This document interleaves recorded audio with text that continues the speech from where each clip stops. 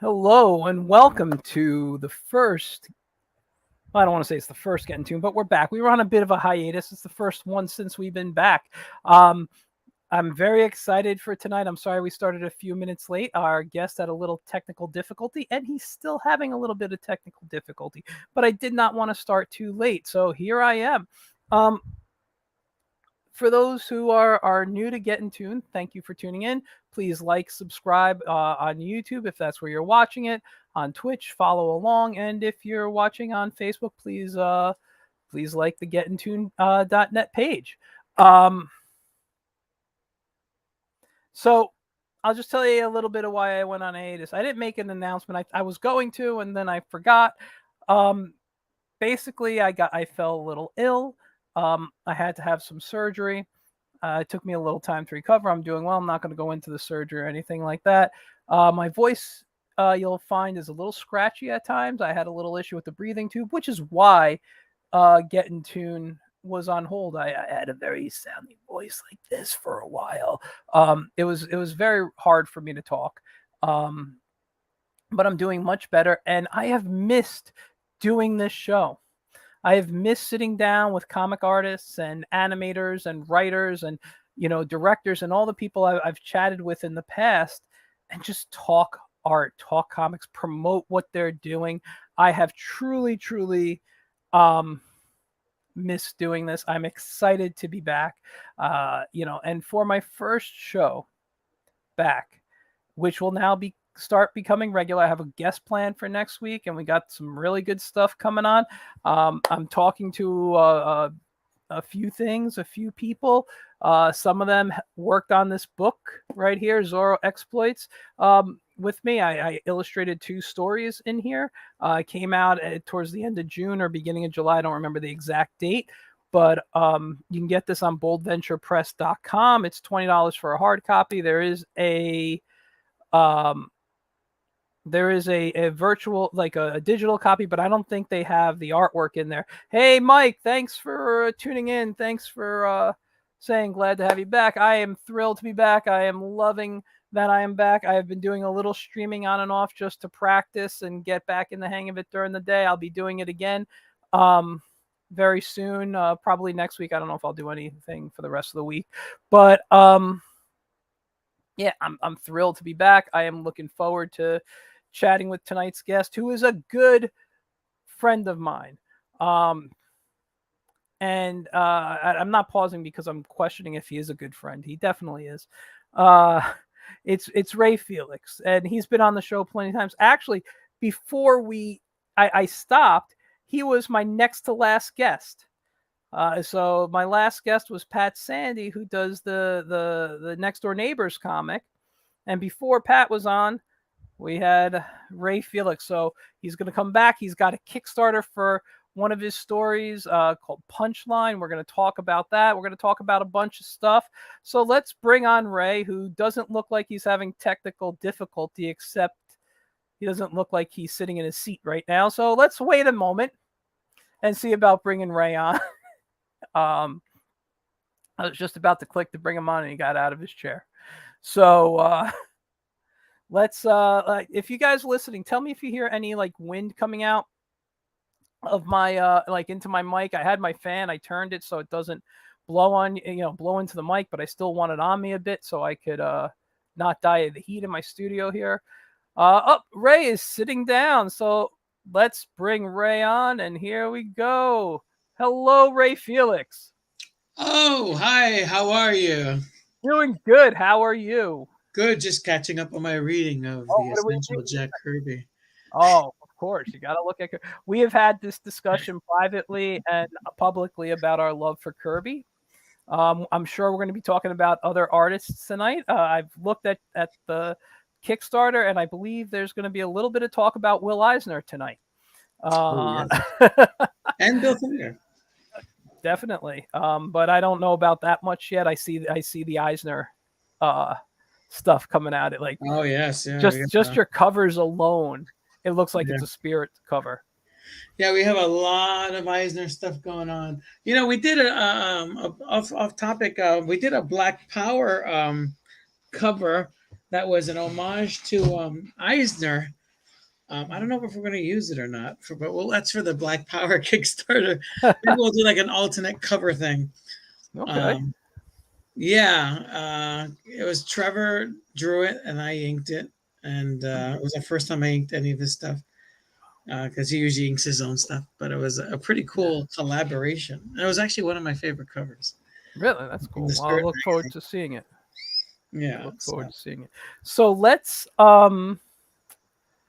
well, before we bring on uh the Kickstarter campaign, let's mhm. just kind of catch up with the audience who hasn't seen you in a while. Although, what was it? Last week I was on your show, or 2 weeks ago, That's or something right. like that.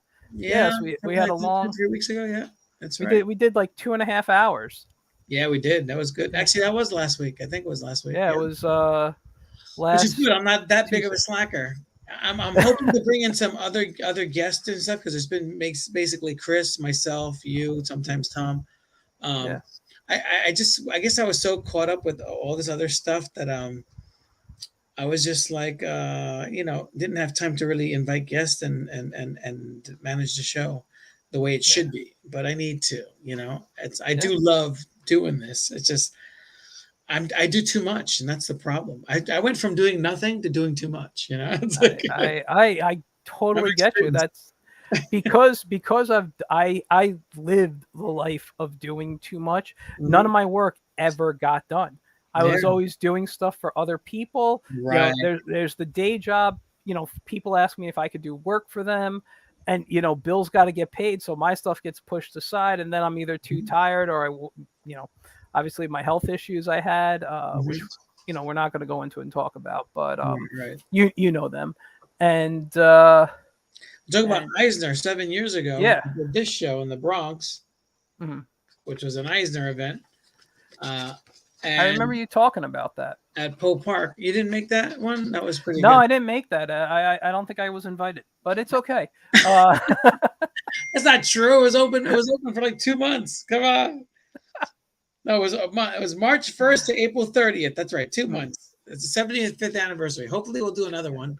But we're going to be doing Bill Finger, Athena Finger, and I, the granddaughter of Bill Finger, creator mm, of Batman. We're kind of doing this impromptu type thing at the Poe Park, back at Poe, where Batman was created. mm, Um, Bob Kane and Bill Finger used to meet at Poe Park, and that's where they designed and created the stories for Batman, the look of Batman, Robin, the Joker, the mm, Penguin, Catwoman, all that stuff, Two Face. That was kind of like their meeting ground when they weren't in the studio to like kind of like spitball ideas. mm. Somehow the being in Edgar Allan Poe's in the vicinity of his cottage, not college, his cottage inspired them to come up with Batman. So we're going back to the place where it all started. And for Batman Day, which is September 17th, and I know I'm not a DC guy, but I'm a Mhm. Batman guy, we're going to be celebrating the Detective 27, uh, what was it, 1938, And 39. you're going to be doing a show, right? Batman show for 1 month. It's called From Bill Finger and Beyond. And we're going to have a lot of art featured from a lot of famous Batman artists, some from my collection, my Mhm. personal collection over the years. A lot of artists that are no longer with us, like Neil Adams, and we'll have. Uh, I'm drawing a blank. I gotta look back here. I can't remember his name, but the guy who did Swamp Thing, he did Batman versus Swamp Thing. Stephen Bissett, was it? Okay. Uh, No, it wasn't I'm Stephen Bissett. no, It was I'm another bad guy. with names. But I'd have Stephen to look it Bissett's up. still alive. But it was the guy who died who used to draw Swamp Thing. We're gonna have a bunch of different art there. We're gonna have and Stephen Harris and Alethea Martinez. Those are like some of my favorite living artists Mhm. now. She's doing Nubia now, and he's been doing a bunch of other stuff. Um, and yeah, I mean, I think he's doing the milestone stuff now. So we're gonna have like some contemporary DC artists, and we're gonna have some old DC artists, and we're gonna be basically celebrating the life of Bill Finger on Batman Day. That's great. And That's great. cosplayers, if you're a cosplayer, we're gonna do a Batman contest. So get your Now, boots. Batman villain or Batman costume on. Now, is there like a reception for this on Yes, official Batman Day? yes. On the 17th, there'll be a reception. Yes, Okay. What day of the week is that? Saturday. It's Saturday. Okay. And Yeah. I may have to attend that one. Yeah, and we're also doing a Halloween thing with Cosmoda. Bronx Heroes is teaming up again. I'm teaming up with Cosmoda, and we're also teaming up with the people who are now putting together the Women in Comics Con, and we're bringing back the Women in Comics Convention to the Bronx, Mm-hmm. and we're going to do it right. It's going to it's going to be mostly a conference, different panels and discussions and workshops like we always do. And we'll have some vendors as well. If you'd like to be invited, we can make that happen. And we're just making it a fun community-based, Bronx-based show, which it was always intended to be. So yes, That's great, and that's the one that you already have planned in October, at the end of October. October 27th, Halloween weekend. So if that's the Saturday. Yeah. Tables are going to only be $50. It's going to be super cheap. So Michael Gracia is going to be there. Actually, I may or may not. You're not a pagan. You don't believe in Halloween. I didn't say that. No, I already am booked for another show on the same day. Unfortunately, phooey. I have. Phooey. You were getting a free table. Forget you. I'm getting a free table at that show too. I'm cool. Let me turn this off. This is my alarm. The Get in Tune alarm. See that? Thank you, to let you know you're 18 minutes late for a show, or I keep putting it on snooze. So putting it on snooze. Where the he just disappeared. Dylan, I'll answer your question. Ray does know how to animate. He actually teaches animation, but he does more comic work than animation. The Plague Doctor, I don't know who you are, but greetings. And are you feeling quite well? Sure.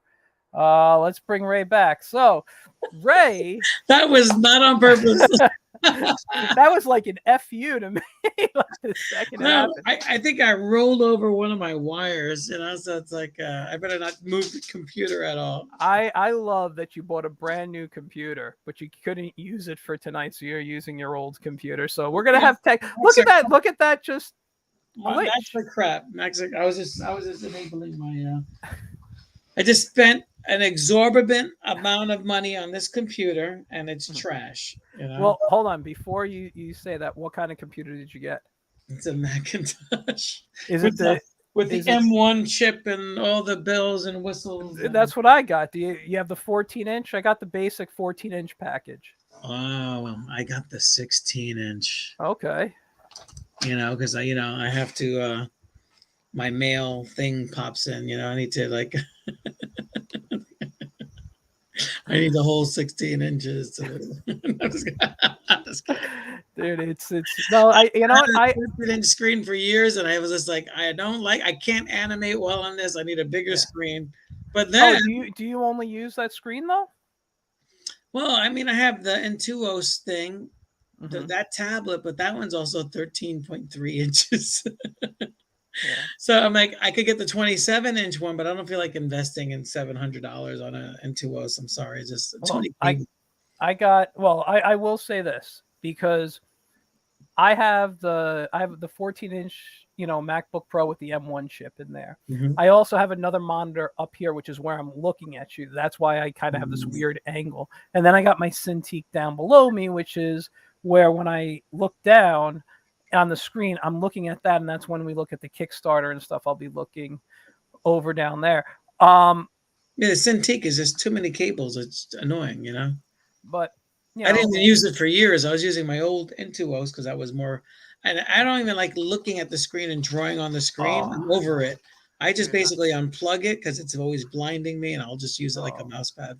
No, I have the 27-inch QHD touch Cintiq, and I love, because when I draw and I'm animating or something, I love making large strokes and stuff. I need something like that.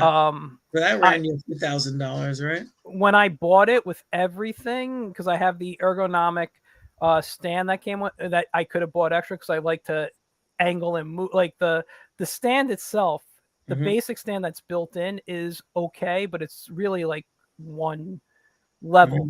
The ergonomic stand allows me to, I can show you right now. It'll change my camera view, but Oh, nice. like Yeah. Oh, fancy. I could bring it up, You and need to trim now, your chest hair a little. yeah, I do. I'm just kidding. No, I do. But now, like certain things, I could stand it up and angle it, or I could lay it flat. So I have different angles. So the whole package back in 2017, I think I got it. That's cool. Cost me So $2,700. you're looking at your screen right now. That's your drawing screen. When I look down, I'm looking at my drawing screen. When I look up, I'm looking at an extra monitor that I have. Wow, I got to check out your setup. I mean, yeah, I bought all this stuff with microphones and all that stuff, and I don't well, even use it anymore. Oh yeah, no, I got lights. I too mean, much if stuff. I show you You know? guys, I got my lights over here on the Yeah. sides, and I got one Oh, behind me. you got multiple source. Check Yeah, you. and I do have a separate mic, but once the problem is because of how hot my studio gets, I Yeah. put it on Like my headphones feel like my I'm fan. squeezing my head, you know? I'm just like Yeah. Well, and we got a comment here. Yes, technology can be rough sometimes. You say try a Dell 7010. What is it? 7010. I have, dude. That's I what have this those is. too. It's a paperweight. I just don't use it because of how I have to have fans constantly running in my studio because I don't have air conditioning in here, so it picks up the sound. So I went with this. I will say this. Roger just made a comment about a Dell. I was going to go back to PC, but after pricing out what I needed, it was going to be about $4,000 for my PC.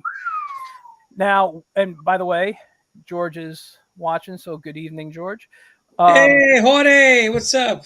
So, but I will say this because we got to get on to your story. Viva I got this. All I had to pay for. I turned to my old Mac laptop. I turned to my old iPad, and I got enough money that I got my new iPad Pro with the M1 chip for free. Nice. Along with the Apple Pencil. Wow. Like with all the trade, I got everything plus How the do you use the Apple insurance Pencil on that though? No, the Apple Pencil on the You mean like the Patty thing? Like the iPad? Yeah, my iPad. Like So, an hold Irish and an iPad. Oh, give me 1 second. I got a lot of loose artwork around Most here. people don't know that anyway. They don't use that lingo. No, but this. Hold on. They don't know what a Patty is. Right here, the Apple Pencil. Oh, very nice. This is about 130 by itself. I was gonna say like $200. Yeah, and then you got the where does this open? This side here. Then I got my iPad Pro. Wow. But I was able to get this for honestly nothing with all the trade-in. You got Photoshop on there? I do, but I don't use it. I use Procreate.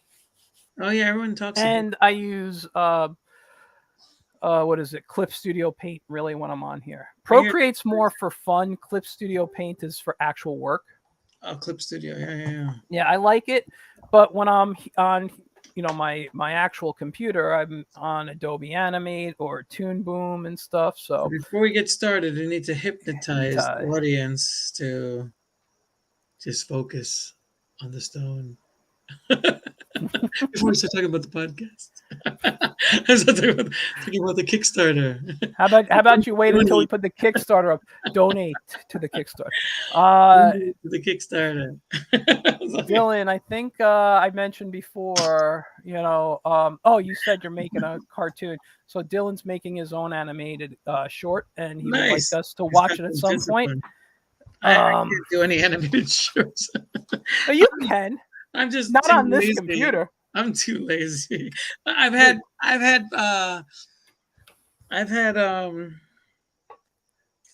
Toon Boom Harmony for 3 years now, going on 3 years, and I've never made a reel. I mean, I made short things like a few seconds, but I never made an entire. I don't think I've made more than 60 seconds. I mean, I really but the time that it takes to. But it takes time, dude. But I love animation. For those who do not know watching, I am a trained character animator. That's my background. And I'm in the process of taking a step backwards from comics to go back into animation, hopefully full time, as my side gig right now. But yeah, I'll be animating some of my comic characters. I'm rewriting scripts. We're doing a lot of cool stuff right now. And I should do what I was working on. yeah, I don't have anything I can show at the moment. Yeah. Because right now I'm still in the pre-production stage, so I haven't actually started animating. I'm even still working on building my team that's helping me with stuff. Yeah. I got a couple of slave labor. Yeah. Well, that's what I'm working on, the slave labor, Some hungry artists out there. If you're looking. Oh no, listen, it's what I do, with my friends. If a friend asks me, can you no, but if I ask a friend, or a friend asks me, can you draw this for me? Yeah, sure. You're a writer, can you write me a 2-page animated short? Right. And I'll do something like that, just like as a trade-off. So where if I was going to make 50, $60 on an illustration, be like, just write me a script instead. Right. Unless I need gas for the week. But it's just like, so I do that. Or I'm like, hey, you want to do some backgrounds for me, and in return, I'll do this for you. So I'm working more on a barter system with friends and stuff. That's cool. I don't remember being a part of that barter system. I haven't asked you yet. But but you just admitted that you're too busy and too lazy. So no, it is.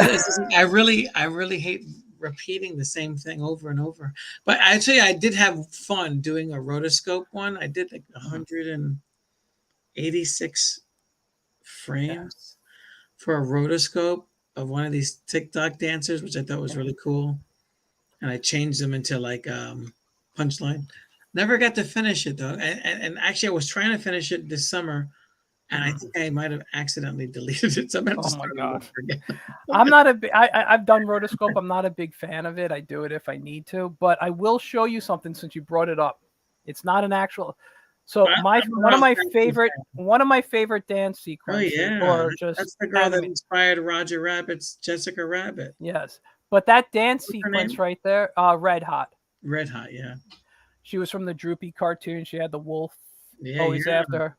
Which they use in the mask and all that stuff. Absolutely. And behind her is her dance sequence. Oh, nice. Okay? That was there's a lot of money there. No, I got it for maybe $20 on eBay years ago. Really? It's actually that's an actual sell? Is that an actual sell? No. It's a reprint with Preston Blair autograph on there. But that dance sequence right there was not rotoscope. That was all done without, from like just watching, I think, or just imagination. Maybe he had a hot girlfriend. He could have. I don't know. But Preston Blair, who literally wrote the book. That looks pretty like realistic on the nose, He literally wrote the book on animation, cartoon animation by Preston Blair. That's the first book I think everybody gets. And then we graduate to The Illusion of Life or reading that. And then, I had a great one. The history of animation. I had it was like an actual cell around the book. I actually sold it like at a con, like a moron. I don't know why. I wish I kept it now. Wait. I just heard someone say, "Who that?" Are you talking about Preston Blair? Okay, if you're talking about Preston Blair, I have to show. Oh, that's interesting. Hold on one second.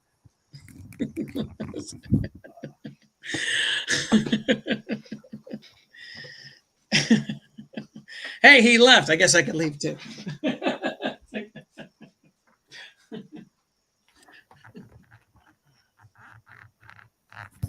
Okay.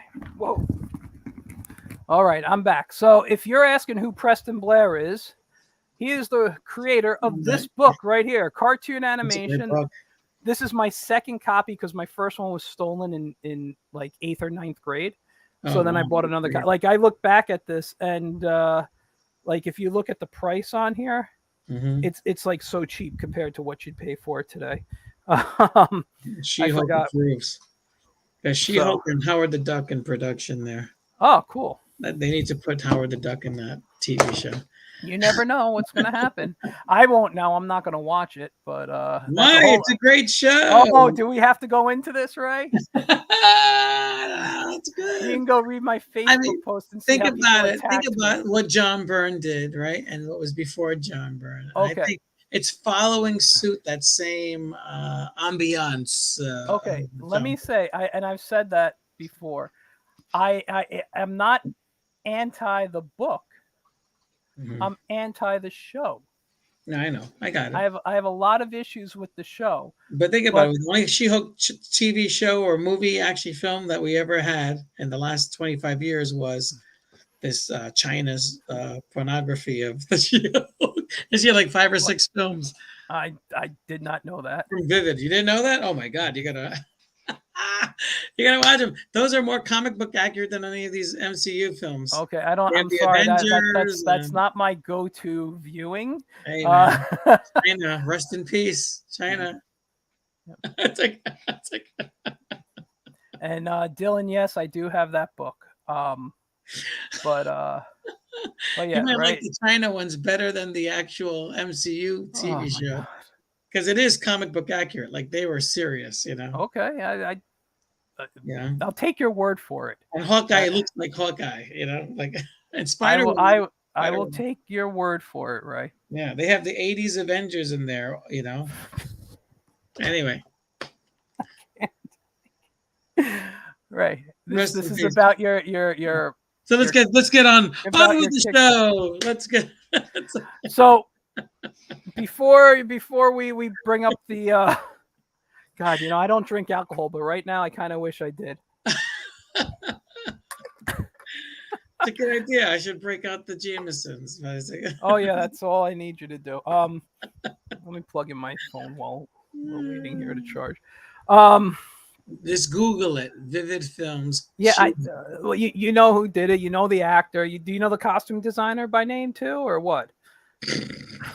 What costumes? I just told you. Well, you said they were comic book accurate. No, So they are. They were. They had really good costumes. yeah. I So gotta tease you a little. yeah, I know you do. Dylan, I just want to let you know yes, I love the Looney Tunes, I love Hanna-Barbera, I love all that stuff, but we're going to be not talking about animation tonight. We are focusing on a comic. We are focusing on Punchline Clown Detective, created by Ray Felix. Which So I've actually done animations for. But sorry, yes. go ahead. Continue. And before we get into it and show the Kickstarter, would you like to tell us a little bit about how you came up with Punchline and what you're doing with her right now in the comics? And what are you doing with that? Oh god, dude. Punchline. Hold on, I'm gonna give you the screen. Hold it up. Volumes 1 and 2. Punchline Clown Detective. It is now a Kickstarter. I'll throw in the link in there, or if you can throw in the link because I will don't think throw I the can. link in there. Don't worry. And it's a great story. I created the character way back in, I guess, in 2004. But then I tried to pump it to DC in 2005. And, rest in peace. I'm not going to mention the editor's name out of respect for the dead. But a very prominent editor that was my professor at the School of Visual Arts for Batman. I gave it to him at a convention, and we talked about it over the span of a convention in New York and a convention in Baltimore. And I thought I was like Flynn. I thought I was going to be writing Batman, drawing it, Gave him like a really good 8-issue Elseworld. When I say Elseworld, this is before the New 52. An Elseworld synopsis of this story about a Batman story that took place in the year 2020. So it was a futuristic story.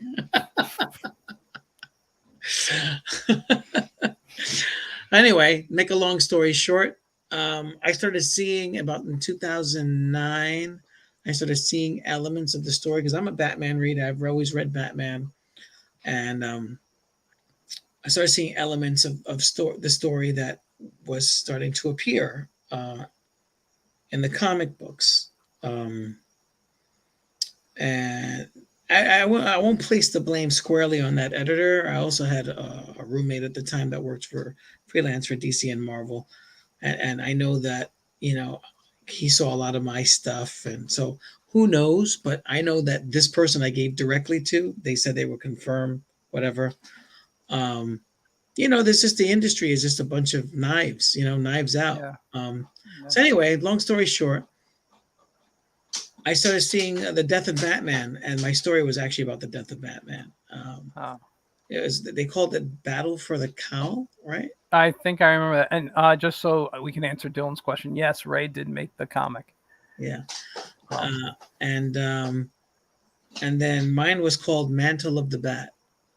okay. It was an 8-issue story arc with a new generation of villains, and Punchline was one of the key players, and there was an actual female Joker that took place. I was almost like reincarnating Duella Dent from the 70s and bringing her back, but as another character that was in the Batman universe, not bringing back Duella. And basically, it created a whole series of these great new villains that and did these things with turned Dick Grayson into Batman. And then we had Dick Grayson and Azrael battling for the cowl. Azrael kind of sets up Batman to get killed by the Joker and Ra's al Ghul, and it was like almost like a hatred or a jealousy for you saw that, right? I know. I have an idea what happened. It was a long story, but I mean, so anyway, long story short, they've been ripping off this script, and I never did anything about it. I was just like, well, it's Batman, whatever. I have no claim to that. It's a story. So, and I kind of got over it. It upset me, a lot. When they came out with the Red Hood, that really upset me too, because I designed the reincarnated Jason Todd with a red helmet, and it was cooler than that one. You know, and I didn't call him the Red Hood. He was the Robin. But anyway, all this stuff, and then making submissions to Vertigo over the years, and Marvel and stuff. And every time I gave them an idea, I just see it in the books. I never got a job. I never got an opportunity. It's funny. I'm sorry to interrupt, but yeah, I've submitted things to companies before, never to Marvel or DC, but to other companies. And there's always a little contract I got to sign that always made me a little leery. That says, so we may have something like this already in production if we're rejected. It's like you are giving basically up technically rights to it while it's going on. So I have a feeling, and I'm not saying every company does it, but companies will look through and I know I don't I just I'm just not I just don't want to call out people publicly, but there are companies I believe they do that will look at stuff and be like, okay, we like this idea, but we want to put our people on it instead of paying a newbie, put a name on it that could sell it, like, oh, we'll put this writer and this artist who already have the name. Right. It's like thinking like Stallone trying to sell Rocky, they didn't want him to play Rocky. And he's like, no, it's the only way it's getting made is if I play Rocky. The problem is that the comic book industry was primarily fans that worked for the company. They used to hire fans. Yeah. And somewhere in the 90s, I would say the late 80s, early 90s, they got into their head like, oh, we'll get these novelists to write comic books, these famous writers. And that's what really changed the game when it became more corporate. When they don't give, you're making so much noise. Do you mind? Shh. Sorry. It's okay. Sometimes you gotta have a teaching moment. It's like you got a teenager in the house. I understand. So and you just they just changed the game, so it was no longer composed of fans, but they still went to fans to siphon ideas from, because these writers don't know anything about comic books. Let's face it. Yeah. I mean, every single submission that I made to DC, Marvel, and even Archie got ripped. You know, Yeah. every single one. So that means that I'm a damn good writer, but they're never going to give me the opportunity. If Yeah. I'm good enough to steal from, and then that's what happened. I mean, I'm just, meh, But long story short, I just decided, why am I constantly creating new content for these guys? I got into my own publishing, got Bronx Heroes, all that stuff. Did Cup of Java Studio before Bronx Heroes, which was more like adult books. You Mhm. know, so Um, and after getting sued by them with the World Without Superheroes, I was like, you know what? Why don't I just dig up these scripts that they're stealing? Like I almost Mhm. had a stroke when Punchline. Someone texted me that DC was releasing Punchline, and I literally Mhm. felt pain in my chest, and I grabbed it. I was like, no, it's like that was the. But I was smart because when they stole that story back in 2009, the Mantle of the Bat, which is Battle for the Cow. I actually copyrighted Punchline back then, and I Mhm. was publishing her in A World Without Superheroes, which was subject to that lawsuit later on. Yes, that's another one. A year later, I get sued by DC and Marvel jointly, and then I also published her in a coloring book. We used to do Bronx Heroes coloring books, and she was. It says who was aiming for Punchline, and she's on Mhm. the cover with these targets. And then I ended up using that for the first single issue release. Um, so of course I'm not going to release a comic book story that's Batman and Robin. So I had to make it better. And of course I was a little angry. I had to put a little slant in there, making fun of the characters. So it's like little digs. So Mhm. Punchline is basically she turned from a villain to a detective when I trademarked her, you know. Mhm. DC and Marvel did. I mean, not DC, not Marvel. DC did not trade when they announced it. They didn't trademark the character. That's how dumb they are. So I actually went online and checked to see if they trademarked it, and then I found out they didn't. I immediately trademarked it the same day, and then I contacted them and said, "Look, this is my character, and this is during the shutdown." And I sent them all Mhm. my not all my evidence, but a lot of stuff. Some, uh, and told them the story of what happened between me and my professor, who was later this guy, this prominent editor in DC. Um, so much detail to the story because I remember this like vivid. And I said, I have 3 witnesses that were there that witnessed it with me. So what do you want to do? They never gave me any money. It kind of left it up in the air. They decided to not try to fight me over the Punchline title. But Mhm. then they started to try to get other people to sue me. So Bleeding Cool does this article saying who's the, something about Punchline, who owns Punchline, whatever. Mhm. And they kind of try to manipulate and gaslight these indie creators that also had a similar stuff. So anyway, doesn't matter. I got the trademark. None of that stuff worked. I'm from the Bronx. We see through that. We don't fall for that nonsense. Mhm. So I am, very good friends with one of the guys who did his male Punchline character. Ted Sikora, really good guy. I like his book. He's a good writer.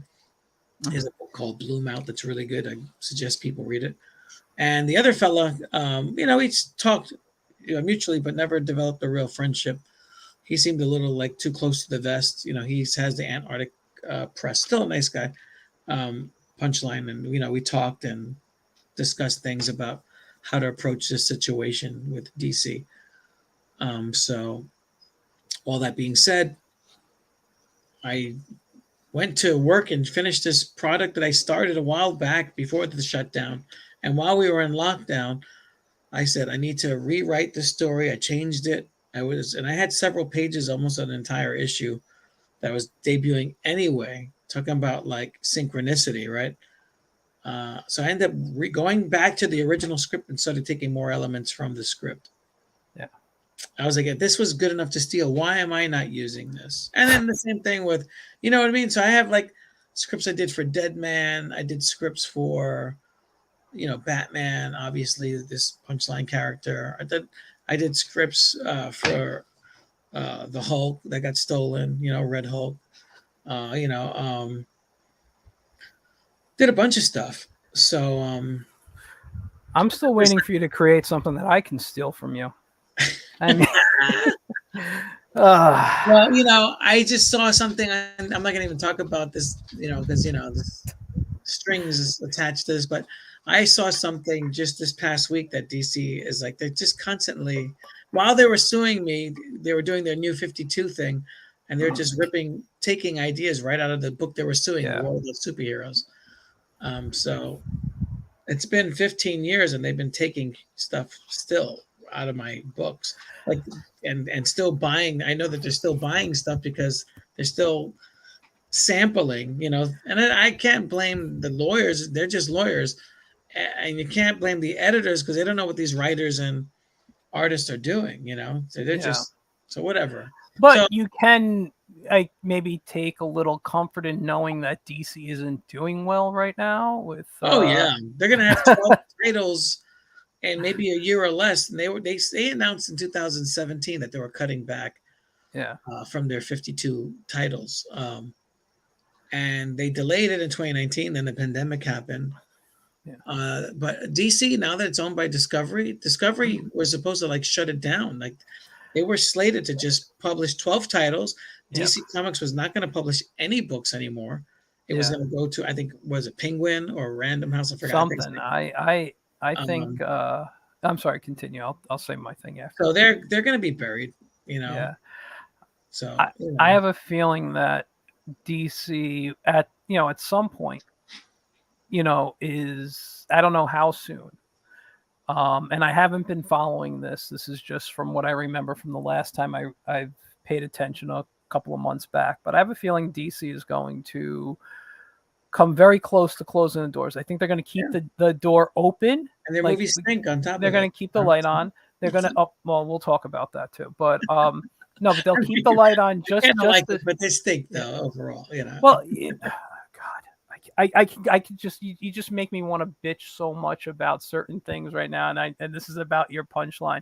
But anyway, getting back to DC real quick, I think they're going to keep the characters for the movies, but Right. they're going to they'll probably sell, like license out to other companies characters and Mhm. have other people, and just take a cut if it works. I mean, Mhm. you'll never see Batman, Superman, Wonder Woman, or any of those like main guys in Yeah. other people's hands, but you'll probably see, some of the I'm other sure characters. and Disney buys the DC library. Don't be surprised, you know. I wouldn't be surprised with that You either. know, And Disney owns everything. They own 20th Century Fox. They own well, the Simpsons. They own let me. everything. Star God. Wars. They own everything. Oh God. Oh Uh, God. I just want to start flipping out right now. But they own everything. I They're will the, say this, they're the and mother. listen, for everyone who knows me, I am a Disney defender. I am a big Disney geek. I love Disney. Do you But I'm love gonna say that that they have I'm like gonna the highest child hold on. labor No, laws that they no, no, break? no. They're, What they're the number one company who break child labor laws I'm around I'm the not world. even paying attention to that right now because I enjoy their products too much. But They, uh, they they have children making their products for them. I'm sure every company does. I mean, I No, but still they're have the an i worst. They're the dude. worst. I still have an iPhone, and Apple. Yeah, But a lot of no, African kids but digging for cobalt this and is this is, and I'm just gonna put it simply this way, so I don't go out and complain about so many things. The characters that Disney has acquired, not their core characters that they have created on their own, but the acquired characters from Fox, characters from, Marvel, characters from Lucasfilm. mhm. They do not know how to handle the characters properly. And ever since Endgame ended, they have no clue what the hell they are doing. Well, they're following an agenda, and the agenda was an agenda that failed, which shocks me. I mean, Mhm. Marvel, you know, DC is doing all this stuff now, right? Yeah. That everyone's, but Marvel did it first, and they did it 7 years ago. When I was being sued by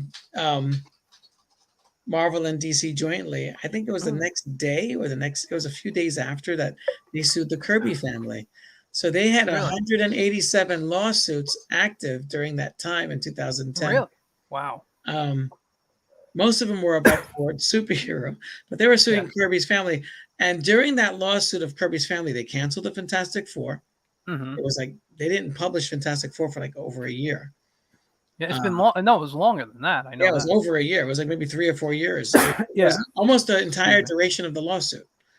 Then they changed. They got rid of all the characters. They made Hulk Korean, with the Cho kid. Then they made Mhm. Iron Man female, right, with the Iron Heart. And they basically were changing anything that Kirby created and making it more diverse. Mhm. Um, Basically, so that if they lost the lawsuit, that they wouldn't have to pay them for any of that. Well, that's what they were trying to do with DC was trying to do with the creators of like Superman and stuff. They're trying to change, and that's why they're doing all these changes Right. They don't want to because pay the Superman family anymore. They want exactly. to So if they make say it's Superman gay. now, You don't have to pay him a cent. yeah, so it's the son of Super. Well, it's the son of Superman. Yeah, like So the son of Frankenstein.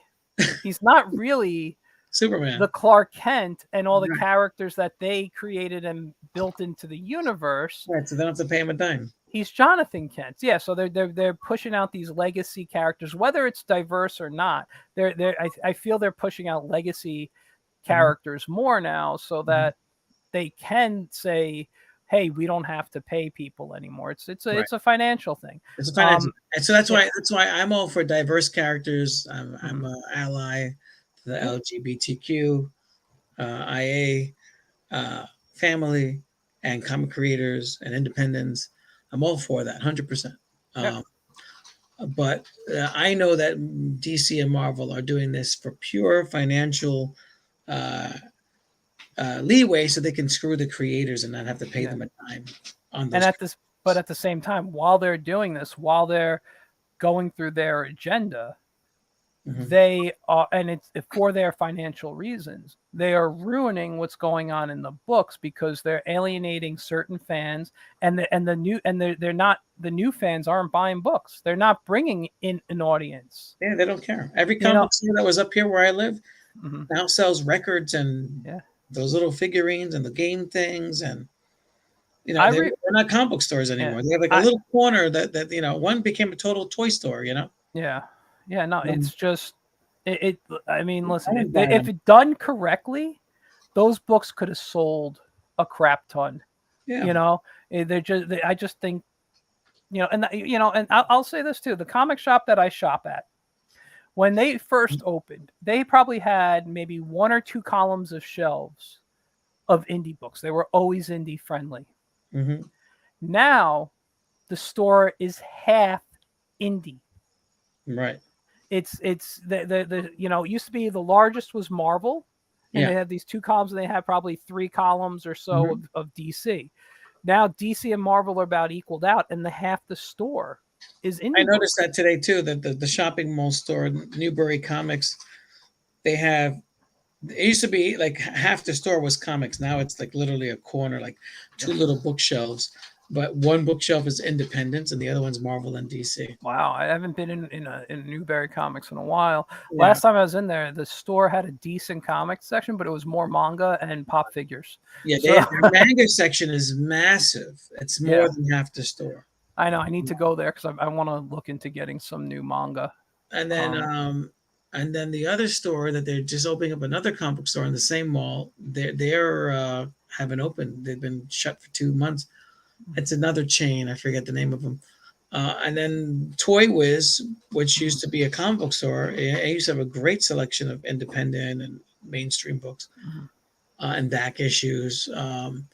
Now you can't find any of that. It's just all toys. It's basically like a mini Yeah, Toys R Us. They have that like happens. they have like a little that little tabletop thing you put on your table when you're selling your Yeah, books. That little rack. That's yeah, what they yeah, got. yeah. It's in the corner. Nobody pays attention to it. Yeah, They sell more cards, and even the workers. I was talking to the workers like, "Hey, which books do you recommend to read?" They're like, "I don't read comics." I'm like, "Are you kidding me? I worked in Eh, I worked in the comics, so I used to read everything." yeah. Like, Oh, he's gone. He got his device disconnected. But yeah, I mean, so we were talking with Ray Felix. Oh, we're gonna do it again in a moment. Here we go. Let's see. There Sorry, he is. I gotta shorten the camera wire. Oh That's my what it god. is. Every time you disappear, I want to, and you come back in, I want to play like the Welcome Back Cotter theme music. Welcome back.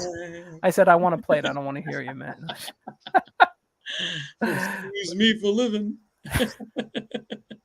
But seriously, it's But anyway. seriously, folks. Let's move on to your Kickstarter because Right, right. we've been doing this almost an hour, or at least Oh my I God, have. we've been No, BSing. We yeah. start goofing around here. This is, by the way, guys. This is what happens when Ray and I get together. Yeah. We talk. We have a goal. We meet for a goal, and we never talk about the goal. Yeah. We just So this is the skinny of it, right? yeah. Because Kickstarter is no princess either, right? They have their All issues right. too. So Kickstarter has some serious problems. They How about we don't knock Kickstarter at the moment while you're trying I know. Well, to? anyway, well, the point is, I was trying to promote these books, Yeah. as made because I Mhm. listen to a British podcast called the Awesome Comics Podcast. I don't know if you've ever heard it. They're funny. I haven't listened to them yet, but I have heard of the podcast. They're on my list to Yeah. try. I've been catching up on the Yeah. Bancroft Brothers animation podcast right now. And they cover the independent comic scene in London, right? And in Okay. Europe, Ireland, and they also cover some American stuff. But whenever they cover American stuff, it's usually like Image or Dark Horse, but they actually mentioned gave me an honorable mention of some of my books because they actually one of the guys is a mutual friend of another guy that I met, and he literally at Comic-Con back in 2018, I think it was, or 2017, he actually came up to the table and bought everything. Like he bought Yeah. every book, and he actually did a review on one of the books, which was The Poe is the Raven at that time. Okay. And they gave me a killer review, and they called me a great. machine. So it was really good. So and that's not the reason why I started listening to it, but that was my introduction to it through another friend who's an immigrant from England that lives in the Bronx. So anyway, so Punchline was ready to print, and it was rejected by Kickstarter because it's a finished book. Yeah. Which doesn't make any sense. But because I listened to that podcast, the reason why I mentioned the podcast because their main complaint about American Kickstarters, specifically American, is that people pledge that they're going to finish the books and get the books out to certain people, and these are like major people, like major famous artists. Yep. Was their main gripe that they basically pour this money in, and number one, either the books go to Diamond before it goes to the people who pledge, which made no sense. Mm-hmm. Like that Berserker book with Keanu Reeves and Ron Garney. They took care of Diamond before they took care of the people who actually pledged, which made no sense. And then they complained that a lot of famous artists never even finished the books, and they got the Kickstarter money, and they never released it. Like they just kept the money. I will say that I've actually heard a lot of stories about that, and I will say this: I'm not going to name any names, but I donated to a Kickstarter. Mm-hmm. I don't even know if it was during the pandemic or like maybe in 2021 or something. Mm-hmm. And like after like that year we were shut down. Mm-hmm. I don't remember the exact release date of the book, but I just like a week or two ago filled out my survey to get the book. And I'm not gonna name any names. You because should. this is a well-known artist. Shame them. No, but what I will say was they were very good about giving us updates and explaining why things happened the way, like why things were late, why things were going on. So I'm looking forward to receiving my book. I've never forgotten that I donated. I'd go on and check every now and then, but I'd always see these updates, and I think I think if you are at least good like that, the fans will respect you. Because if he went months without commenting, and I'm like, I'm supposed to have the book now, I'd be flipping out. But I understood, and I've heard so many. I've actually seen people create YouTube videos and go on Facebook and just start talking about people who aren't updating, who they feel have taken their money. It's a lot. It's a It's lot. a lot of It's a lot. people. And Yeah. Kickstarter's not doing anything about it. Sorry, Yeah. Kickstarter. You ain't doing nothing. So so when I got my rejection, I was like, what? So anyway, so the Kickstarter had to be adjusted. It's not for 1 and 2. It's for volume 3, which is still in production. I actually finished the 9th issue. It's supposed to be issues 9, 10, and 11. I believe that. let, 9 and let 10. me interrupt you for just 1 second. You guys, for those who we just mentioned, people don't finish the stuff. This is Ray finishes, and I'm not gonna lie to you. This guy, I have, I. This is how much of a workhorse he is. We worked together at a camp one summer, and I great. was. You remember I was your boss too, Mhm. and he came in one Slave day, driver. and slave driver. Um, he came in one day with comic pages. I'm like, why do you got comic pages with you? He's like, I got to get a deadline done. And I'm like, but you got to do your job. He's like, yeah, don't worry, I'll do the job. And Ray, I'm not going to say Ray didn't do his job, but he spent the first hour or two inking and I'm just sitting here looking at him, and I'm like, okay, I'll stay and help out for the first hour or two. And, This guy's inking over here. What's he doing? He's got a bunch of like yeah, he's 42 inking kids things. over here. I thought, number one, listen, it was hysterical. I didn't mind doing it, but I'm just like, I can't believe you're Yeah. doing it. It just, but also on streams, most of the time when we're on streams, other people's shows, sometimes his own, sometimes he's been on mine. He's just sitting there drawing. He's inking pages. He's coloring, and he forgets that we're even having conversations. You know, so Ray will get his stuff done. And it's almost know? done. Number 9 is actually just about. It just needs to be inked. Mhm. It's probably 9 and 10. I have to look. I don't remember, but basically, it's the end of the story arc because Yeah. one part of it's finished on the blue line paper. That has to be inked, and then issues. I think it's 10 and 11 or 10. I don't know. I don't know if I went to 12 because it's one of those run-on things. You just like it starts like, taking on a life of its own. So, but the rest of it is done in a sketchbook. So, but I can just scan those pages in and go right into digital and digitally ink them. Inking. So the Kickstarter is a fundraiser for Punchline Volume 3. You can order Volume 3 as an incentive, but the main thing is these books, Volume 1 and 2, that are ready to go, ready to ship. So you're donating for the production of Volume 3. You can even pledge to have the issue Volume 3 when it's done.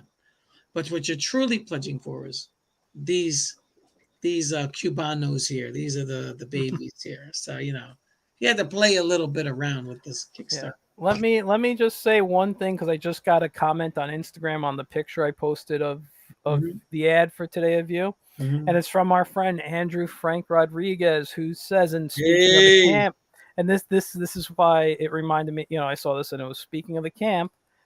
I love that Trumpland story, and our friend Dan, who passed away, created the logo for the cover, the lettering. And he did the flat colors for the last story too. Yeah. I called them the vomit colors, but it's like the vomit color. Come on, that guy.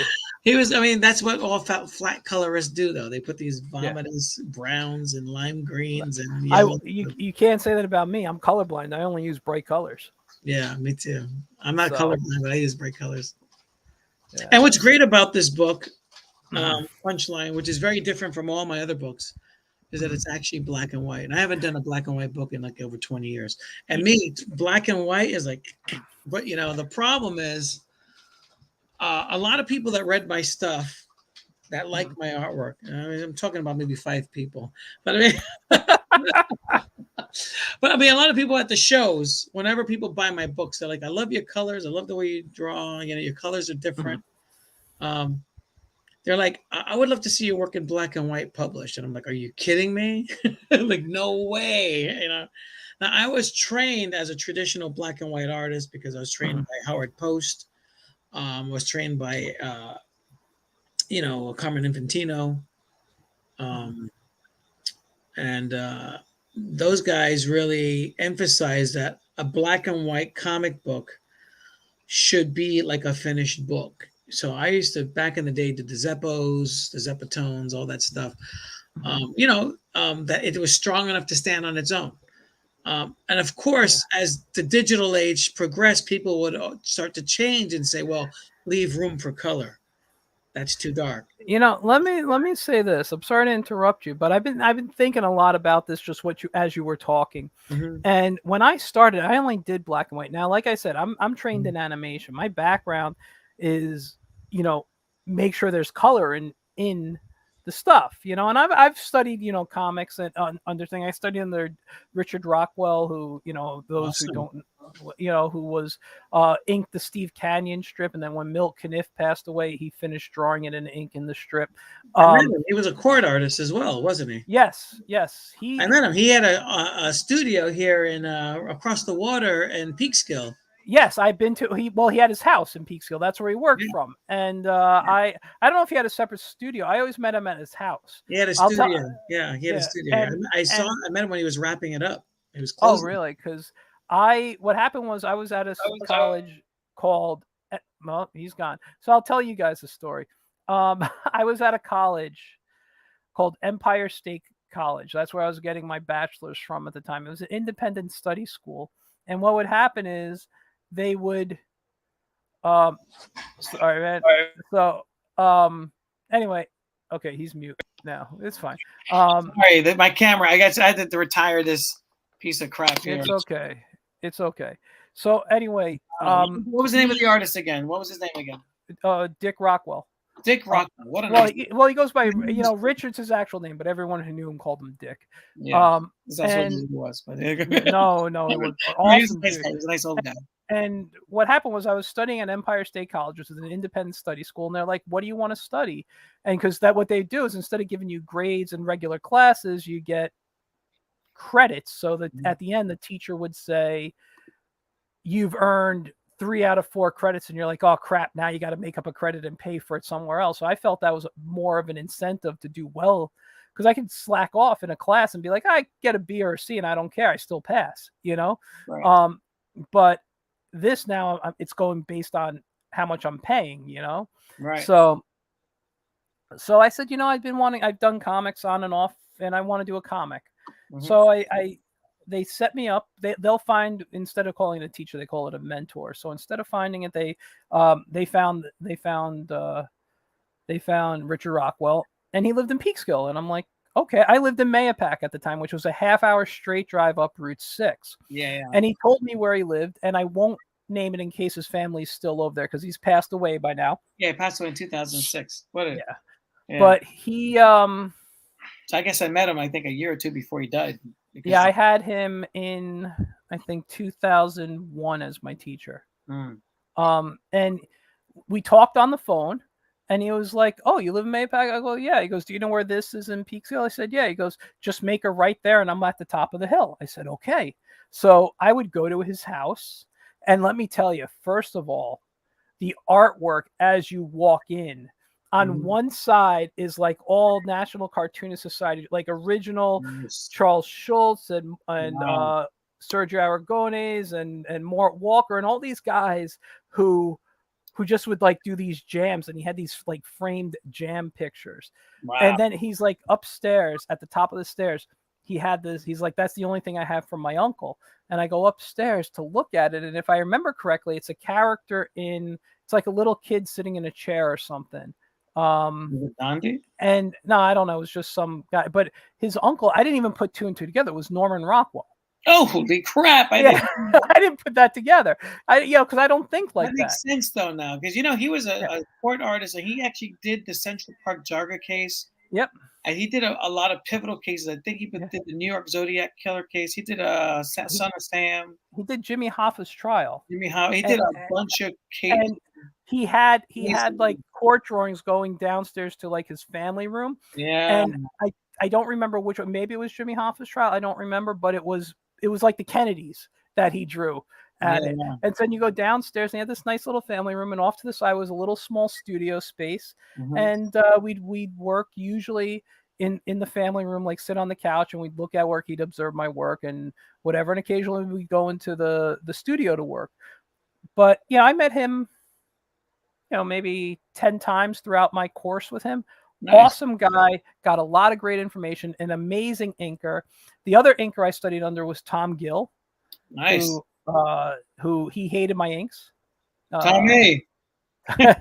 he's no longer with us either. That was sad. Yeah, all these guys are gone. Sad. Yeah. But Tom, for those who don't know, was one of the first instructors at the School of Visual Arts. He was like a founding instructor there. Hogarth and everything, huh? Yeah. So you want to know how to draw horses, you look at. I love drawing horses. I suck at drawing. Let me say this, because we're gonna get back to your punchline. This Zorro book that I'm in. All right. There is a scene. Buy it. It's on Amazon. It is on Amazon, but you can also get it on boldventurepress.com. I'm just going to give myself the screen for a second, just so you can see this. So this was one of the pieces I did. Okay. Yeah. Right there's supposed to be Tornado. Okay. Drawing horses is one of my weaknesses. It's like it's one of my greatest weaknesses.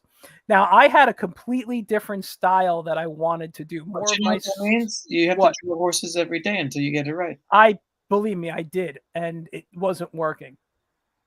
So what I did was I wanted to I wanted to draw this more in like my superhero style, kind of like it's a little different than this. So this is a little bit more cartoony. So what I ended up doing was drawing it almost more in like a Justice League Bruce Timm style, because I remembered there was a scene in Justice League Unlimited where they go back in time, Batman, Wonder Woman, Green Lantern, and they end up in the Old West.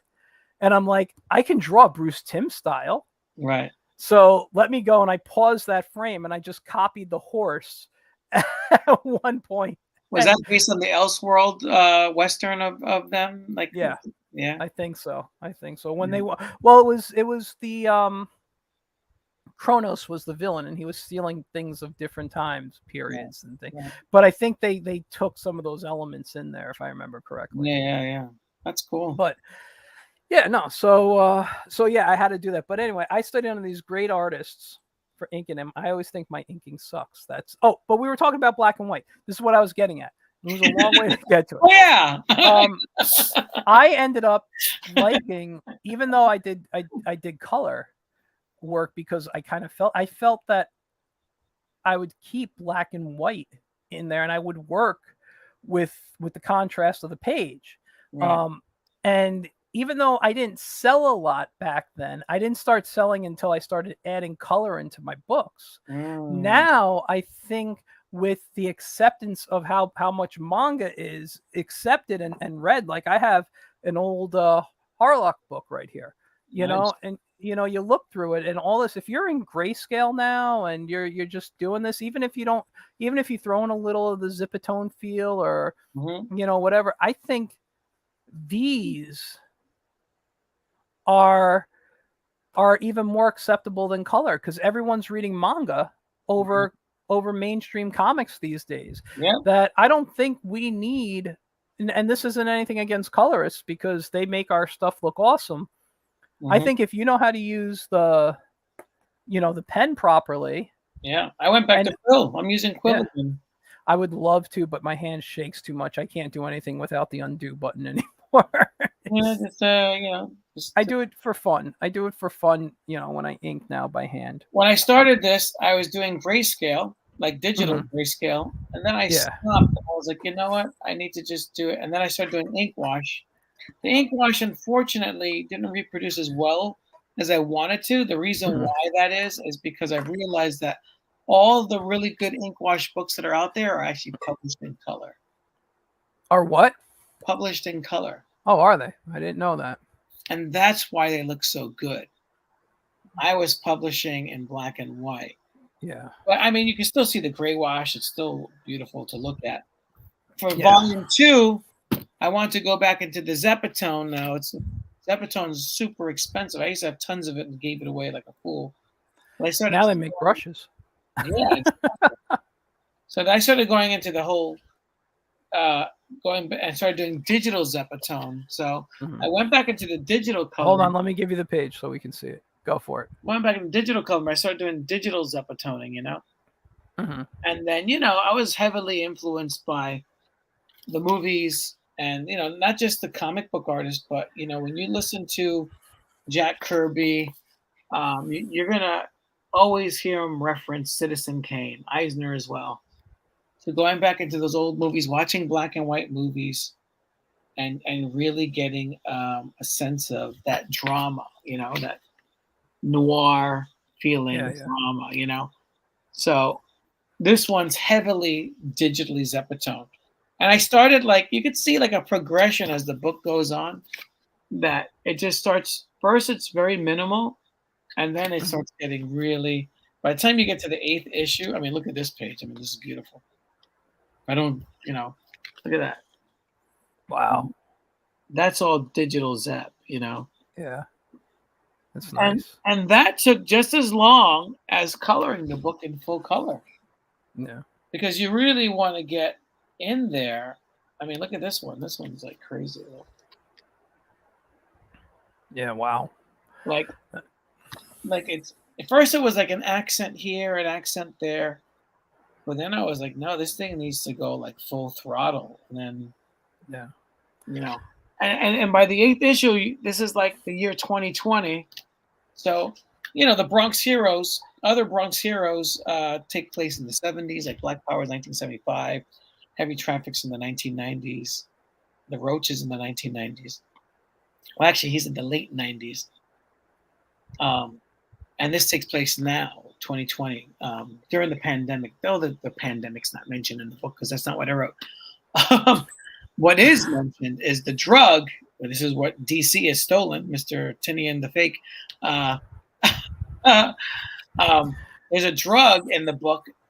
Originally in the Batman story, it was designed. It was a designer drug by Ra's al Ghul and the Joker, that basically turned you into the Joker. Mhm. So in the Batman story that I wrote, so they were using science and technology, and there was a few villains. That wasn't just the two of them. There was another villain, I forget. They basically designed this drug so people wanted to get the Joker face. People Yeah. wanted to. It was a highly addictive narcotic. Um, so in this story, it's not the Joker, obviously. It's the pantomime. That Ra's al Ghul aspect was just deleted because I don't like derivative books. I don't want people to read my stuff and think of something else. So I basically adjusted it and changed it. The dragon and the sparrow is like the characters that are like a Batman and Robin, except that he's like a modern vampire that has used science to walk amongst the everyday people. Hmm. A reformed vampire, right?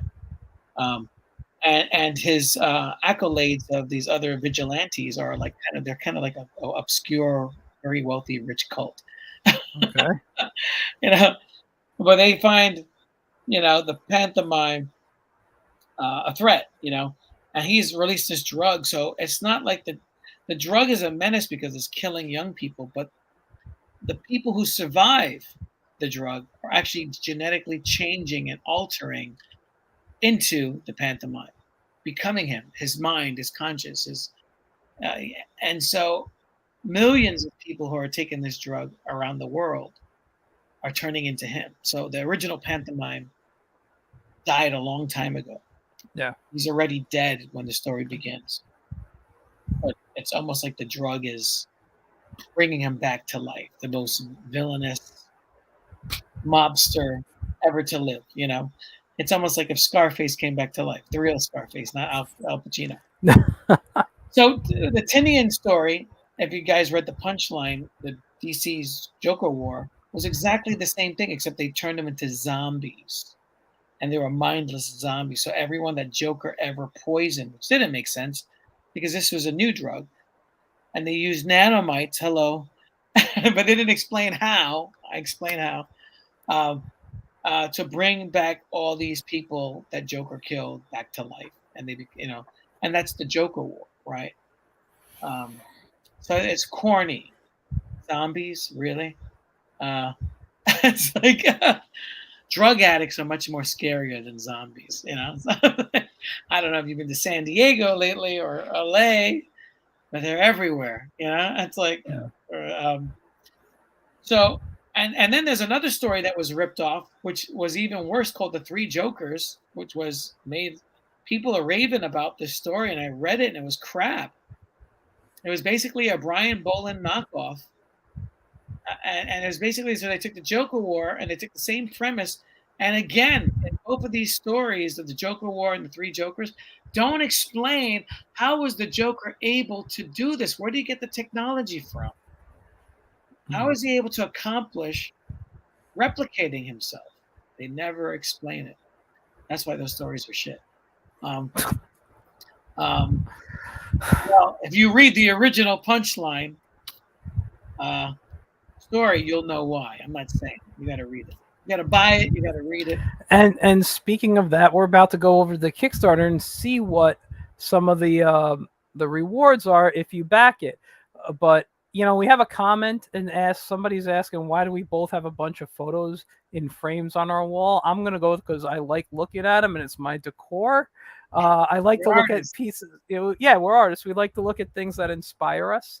Like to look at things. I will say this. I don't have any of my own artwork up on my wall. I don't like looking at my own artwork. Same here. I mean, well, I got a few pieces I snuck in there, but most of it's other people. Yeah, I like looking at the work that inspired me to do what I want to do. You know? Exactly. I mean, like, so, I got this is my Eisner room, really. Like, this is the Eisner wall, the red wall. I know. I could imagine. I'd love to. I got to come by one day and just really check out that wall. I am such an Eisner fan. And then they got Erwin Hasen there. I only got one piece, and it's a print from him. Well, I have Erwin Hasen, not just a drawing of the Green Lantern, but right next to it, he has my character, Imagine the Mystic, that he drew. Oh, really? I got the what's it called? The print he would have of Green Lantern, Wildcat, and Dondi together. Yeah. I liked all three of those characters, and you know, I remember doing a con and meeting the Nodell family. You know, Martin Nodell, who created Alan Scott Green Lantern. And I met him. I met his son. I met his. I believe it was his grandson. And Hanson, I believe, did the covers, right? He was the cover artist. I think so. But yeah, man. I mean, I drew him all the time. He was the cover. He was the JSA artist, actually, the cover artist for JSA too. Who? Hanson? Yeah, Erwin Hasen. Sorry, Hasen. Sorry. Oh, okay. Hasen. Yeah. He's the one that put all the Batman, Wonder Woman, and Superman on the cover. He was the first. Oh, was he? I didn't know. First. But yeah, I mean, so did that. He you know, and that's what. And he was a Wonder Woman cover artist up until 1952 or 3. So he was there for a long time. So yeah, I mean, and we're also so we're doing the book volume 1. You can get volume 1 by itself, volume 2 by itself, volume 3 by itself, depends on which ones you have. And then we also have combos. You can get 1 and 2. And then we also have an original commission. So if you want an original commission, you know, I mean, look at this. This is actually the cover for number. I can't see. Let's. I'm going to give you the screen. 10 cover. Nice. Those are the meow meows. You know. The meow. Yeah. That's mine. But then you see, I got Erwin Hasen. He did by Imagine the Mystic, and then this is the art director of Neon Genesis Evangelion. Oh, wow. He drew Imagine the Mystic as well. Nice. And then I got Glenn Fabre, drew my characters Notorious and Masada. Who's the Green Lantern there from next to it? That's Joe Staton. Wow, that's nice. That's an original. Yeah. Then I got the print from Jose Luis Garcia Lopez. I got a bunch of his prints over here. I have to get him signed next time he's at a show. Bernie Wrightston, got Bernie Wrightston there. And then I got an original. This is from the late Joe Sinnott, right there. That's an original? Jeez. That's an original. That guy was great. I got that at the mall when he was at the mall. I couldn't afford those. Yeah, I can't afford them, now. I couldn't afford them then. I'll never be able to afford. You know what they're going for now? I know. I mean, I will say this. I do have a Chris Russo. Where is it? Maybe you can't see it because of the light. Yeah. Dr. Fate right there. Since that's my favorite character. And I got a Fred Hembeck one and Dr. Fate's another. your favorite character. That's great, man. I mean, mine too. I love Dr. Fate. He's in my top 5 DC heroes. Yeah. And yeah, he's probably one of my. He's the only reason I plan on seeing the Black Adam movie for. I love Black Adam. It's great. Yeah. And then I got this from Marv Wolfman in California. Wow. He signed it. That's nice. And then I schlepped it all the way to New Jersey and had George Perez sign it. Before he passed away. That was like 2 years. That was at this guy's show, the 13th Dimension ones. My brain, I think I'm getting Alzheimer's. This is Ankh, which is my character, but it's drawn by the now famous Sue Lee. This is when she was an unknown. Wow. She just did the book for Image called Girl Fight. I don't know that, but I'll have to look at it. Oh, she's big now. She's huge. Well, I don't know that. I haven't followed a lot of books. This is Larry Strowman's Joker. Okay. Yep. Original. Okay. And I got Dondi over here. This is Little Dondi. It's enough. Those pencil sketch that Erwin did for me. And then we got Angela Davis here as Paris Cullens. Okay. You know, we got a bunch of stuff here. Yeah, let's. I'm gonna put us back on the screen to look at the Kickstarter because let's look at this Kickstarter. We've been doing this for almost an hour and a half, man. We haven't even really gotten to your Kickstarter to talk about it. We talk too much. That's why. Yeah. So let's take a look. So let's look at your pledges. So if you pledge $15, you get the print that is the cover of Punchline #1. That's correct. And I'm gonna throw in. You can also get a Punchline cover #5. Oh, really? So it's going to be #1, #2, or number. Right now, I currently have #1 printed, but we're going to do #5 and #2 as well. So, and those are on the video once you watch the video. Okay. So, yeah.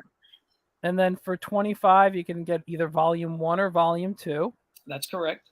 Or 3. Or 3. Sorry. That's okay. Or you pay $50 and you get both 1 and 2. Right, and that includes, exactly. And that includes what? Nothing. Just 1 and 2. That includes the reading pleasure. And then for $100, you get an original 11x17 Punchline sketch. That's pretty good. Yeah, not bad, right? Yep. And then $300 or more, you can get a commission of a full art figure. And you'll draw anything you like. As well as a full figured character. Yeah, that's cheap. That's cheap. Most people charge $400. Rudy Nebrez charges $400 for that.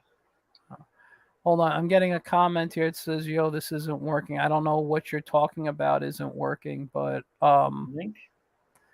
Are you talking about the link? I'll put it back in. Yeah, I could throw it to you. You know, I have it. I'm just copying it straight from the website. Yeah. And you already put it in the private chat. Yeah. For me. But I have it. So I'm trying it again. Hopefully it works. Otherwise, just type in what is it? Punchline Clown Detective on Kickstarter, and you could find it. But I mean, these are some really good I mean, backings here. Serious collectors. And if you want an original page, and you can even select and say which page you like. You know, $1,000 gets you one full page. That should be down on here. Original art. It is. It's in the add-ons. Oh, I don't see the add-ons yet. I guess it's a stretch goal or something. Maybe you have it set up as a stretch goal. I guess click it in the add-on section. So $1,000, and you can get a Bronx Heroes T-shirt. I don't know if I can see the add-ons right now. Yeah. So yeah, if it's not on the page, I can't see it right now. Let me see. I'm going there. It should be more. Actually, no, it should be there. I mean, I'm looking here. Yeah, but you may have a different view because you're logged in as yeah. We have $25 Bronx Hero shirt, which I didn't say in the video, but we have different sizes, extra large, and then yeah, that's what we got. Let's see. Let me go to, I mean, I'm retarded when it comes to this stuff. So, I'll tell you a funny story about this Kickstarter. The very first person when I launched it, somebody pledged $1. Really? I was like, oh, that's nice. You gotta, accept everything that everyone gives you. Yeah. No judgment. But then they Mm. they reneged their $1 and took it back. So they removed their $1 pledge. What did you say to get them to do that? What'd you do, Ray? I didn't do anything. Um, I mean, that's a pretty. I'm not gonna say their name, even though I should. But no, don't do that. But I'm just like, well, who donates $1 and then takes it back? That's pretty shiesty. I don't know, man. Anyway, I want to talk real quick though, because you were mentioning Eisner and stuff. I want to talk about these covers and your Eisner influence or ripoff. What do you want to call it? Homage. So this is should we post this in the Facebook swipe group? Yeah. You should post yourself. Listen, it is definitely a homage to What does Quentin Tarantino call it? He has another name for it. I don't know. It's not homage. He calls it something else. It basically means we stole it. I'll think of it. But yeah, it's an. I'm a big fan of Eisner, and I was such a schmuck as a kid, and I think I've said this story to you before, where I actually met Eisner. We were trapped in the rain on the 21st Street building. It was a downpour, like cats and dogs. Howard Post, myself, and Eisner were smoking cigarettes. And I remember Post even mentioned, I thought you quit. And he's like, the wife. So he's like sneak smoking, That's like, he's not even. So this is like in '93. And we're just chatting and chatting and chatting. And I was being such a schmuck. I was a smart ass kid. And I see it in my son. He's a teenager. He's a smart ass. And I see that, it's like, when I get annoyed by my son, I mean, I'm basically getting annoyed at myself. So me being a smart ass 21 or 22-year-old, I forgot how old I was. Howard suggests that I take Eisner's class. And he was like, oh, he was a very shy guy. He's like, oh, yeah, you should take it. And I was like, no. He's like, are you familiar with his work? I was like, I worked in a comic book store, so I was very familiar with his work. I never read his stuff. I'm not gonna lie, just like I didn't read The Watchmen when I worked at a comic book store. Because I was like, what is all these boxes? But I was just like, yeah, I know you work the spirit, yeah, and I knew about the, everyone knew about the racist Ebony White character with the big lips, but anyways, so I was like, no, I'm gonna take Carmine. I already got my schedule set, It's like, and he was like, yeah, don't take my class. It's like, but beyond that, we were stuck in the rain and we were just talking, and for a minute, Howard and him were just chatting, and I was listening, and they're just talking about like the old days and stuff, and then we talked about records because I had a stack of. I was trying to get a job at Marvel, and I thought that even though Howard wasn't working there, that he had some connections and stuff. Because he used to be an editor there a long time ago, and so I gave him a whole stack of these jukebox records, and he was like thrilled with it. We were going through them and just like in the rain, just going through these records and talking about all the hits and all the songs and things that we loved about them. Dinah Washington was one that just kept popping up. And it was just like it was an amazing moment, but I just didn't appreciate it. And then when they were talking, and then this is what a shithead I was. After they were talking for so long. I think I listened to maybe like we were there for almost an hour. I think maybe I had a class or something. I don't want to shit on myself too hard, but I remember at one point I got bored.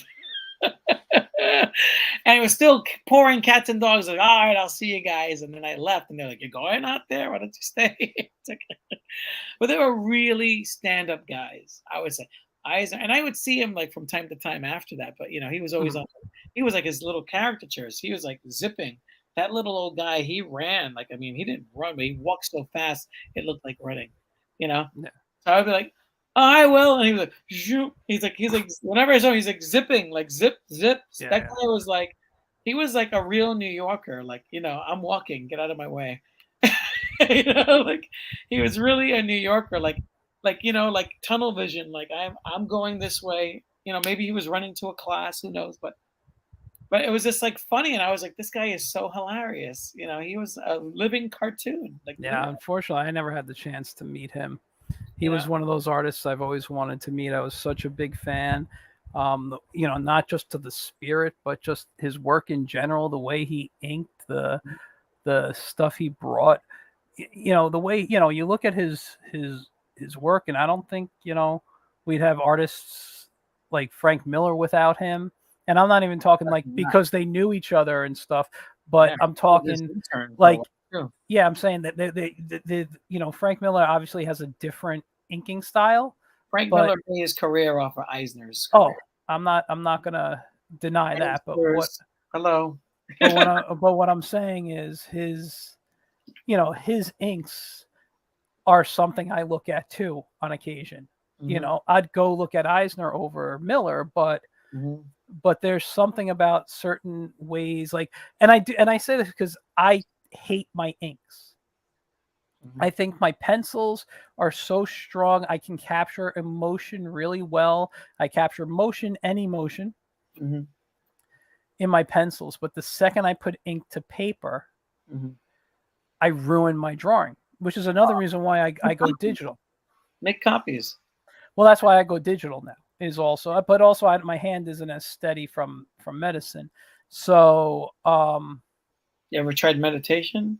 I do that too. Acupuncture? It Try doesn't. acupuncture. No, but this is ongoing medicine from Mhm. I can't get off of, and it makes my hand shake. And The I acupuncture will mean, stimulate the nerves and maybe help it a little bit. it's this is from my second transplant, and after, I'll tell you right now, after my second kidney transplant, my hand was literally like this. I didn't think I could draw. I went through a major depression. I for 8 months until they got the medication. So now my hand is like this. Was it a Great Depression? It was no, dude. Seriously, when you draw every day of your life, I was what 31, I think, in my second, or a little older. I don't remember, 35 maybe. Mhm. And when I after the medication, yeah, after that transplant, and I mean, I've had a lot of issues after my second transplant medically, but my hand was so bad, it was literally like this.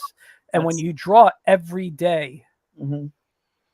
for years, I've been drawing since I can hold a pencil, and I've been serious about my craft since I was 8 years old. So every day from 8 years old until I got my jobs, till I did everything, and then my hand does this after I get out of the Charles hospital. Schultz went through something similar too, right? I went nuts. I went into a major depression, and then after they finally got the medication adjusted, my hand still shakes, and I kind of went to brush pens for a while until I started working digitally, and digitally helped me out more because of the undo button.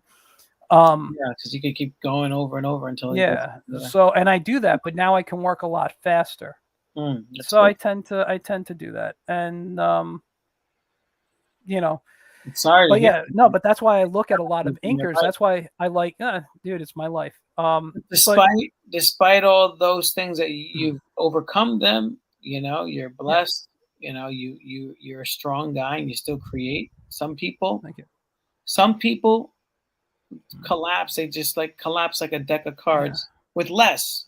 I know yeah, guys that used to draw and they don't draw anymore. A lot yeah. of guys I grew up coming up with, I a have a lot of lot of friends that do that too.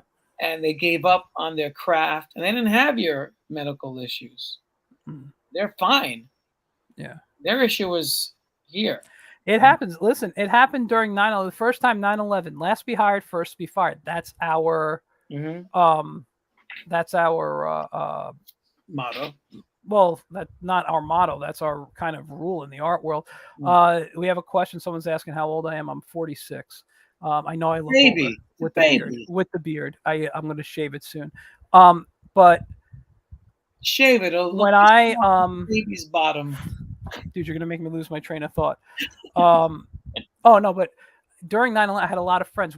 I was working in graphic design at the time. Mhm. There was other graphic designers. A lot of us lost our jobs because you Mhm. know they weren't advertising as much, and I still stayed in the art world Mhm. even after I struggled a bit, but I stayed. There are people I know who never went on to Right. it. Same thing happened during the pandemic. There were people I know, Mhm. some lost their jobs and they were working in supermarkets in the produce section doing That's stuff. And crazy. then, now they're not back at art, and it happens because it's like, oh, now I got a regular gig. I have money coming in. I don't need to worry.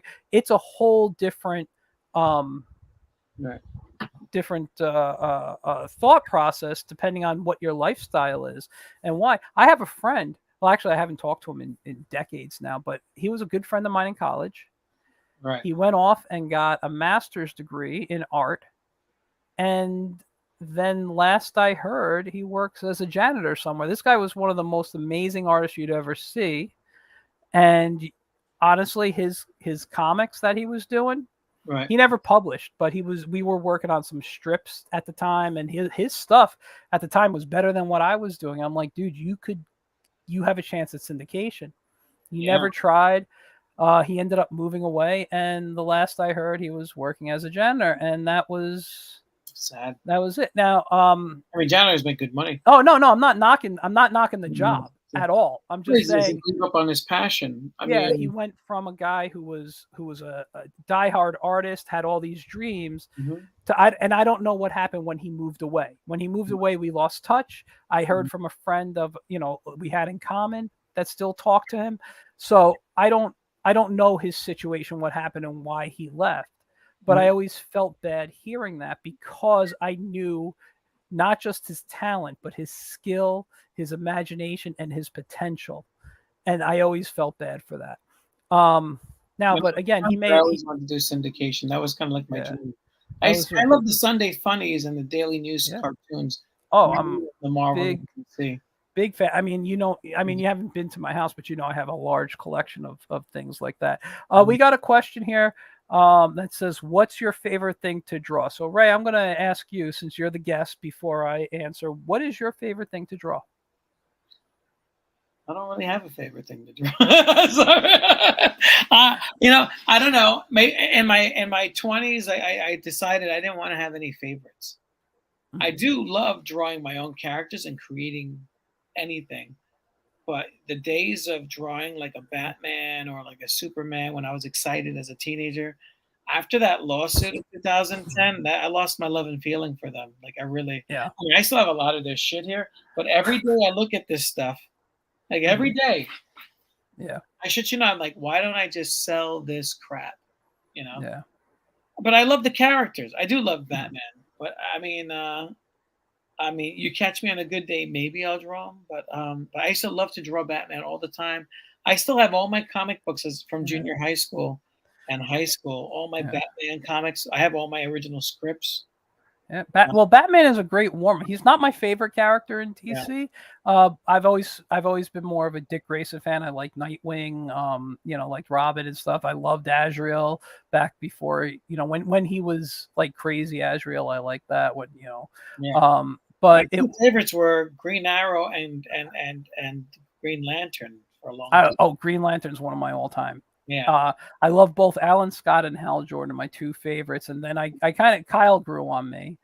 yeah. Um, Like I I'm a diehard DC guy. I Yeah, really. me too. So being sued by them, getting ripped off by them, breaks my fucking heart. Like I I don't understand. want to like talk about my personal life too much, but today I spent 3 hours writing DC's lawyers, Wow. you know, about Wow. stuff that's been coming out of late Yeah. uh, in relation to our contract that we settled for. Uh, Basically, they're in breach of contract. they're in breach of their Okay. contract. Uh, And that breaks my heart because I'm surrounded by Batman in the living room I mean, I love Batman, yeah. Um, and I love the DC characters, and I love Marvel characters. I love Iron Man and Hulk and all that. But when number one, you never got into the industry, and it wasn't because you weren't good enough, because it's good enough to steal, right? Um, Yeah. You know, I don't want to say why I wasn't put in or not, but who knows? Um, but it never happened. I invested a college education. I invested a childhood.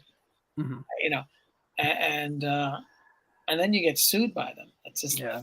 it's an Yeah. awful feeling, and I lost lots of friends because of it. Yeah. I mean, but like the Book of Job. Job goes through all these. I don't know if you've read His trials. Yeah, I've read the Bible. trials, right? Yeah. And things come back tenfold. So good things came out of it too, like the Yeah. Bronx Comic Con. Me pushing the envelope and doing more shit, Yeah. more books, drawing more books. Um, but I like Erwin Hasten. He really had no love for DC. Um, and, But also, when he was working for them, they weren't really the yeah, greatest it company. was. It was more of a production company, like just push out, push out, push out stuff. Right, yeah, and the thing is, I've been fortunate because of that lawsuit. Good things came out of it, Yeah.